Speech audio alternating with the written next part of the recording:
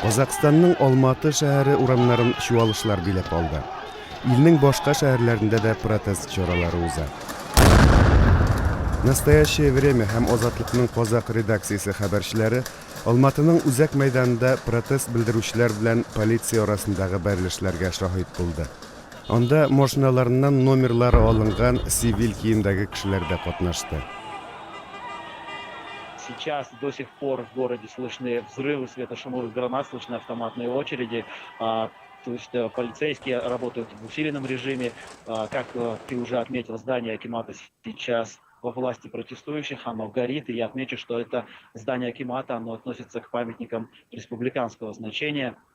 И там сейчас происходит пожар. Что касается пожара в одном из офисов правящей партии Нур-Отан, то да, действительно такой факт был.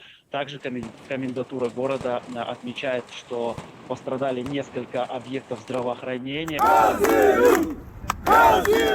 Газ бәясе кисәк артуга ризасызлыктан 2 гыйнварда илнең көнбатышында тыныч протестлар башланды. Әмма күрәсең, коррупция, эшсезлек, түбән хезмәт хакларына күптән җыелган ризасызлык сәбәпле тиз арада ул башка төбәкләргә дә таралды. Потому что распределительная экономика работала только на номенклатуру, на себя. Все бюджетные программы, где должна была быть питьевая вода в селах, хороший асфальт, все это служило кормушкой для самих элитных групп на всех уровнях. И народ не получил ни питьевой воды во многих регионах, ни вот этих социальных благ. И социальная политика дискредитирована самой властью, потому что вы видите, какая сейчас минимальная зарплата в стране, какое минимальное пособие. Бик күп казаклар хакимияттәгеләрнең бай тормышта яшәвен белеп тора. Былтыр Азатлык сайтларында элекке президент Нурсултан Назарбаевның һәм аның гаиләсенең офшорларда теркәлгән милек империясе турында документлар чыкты.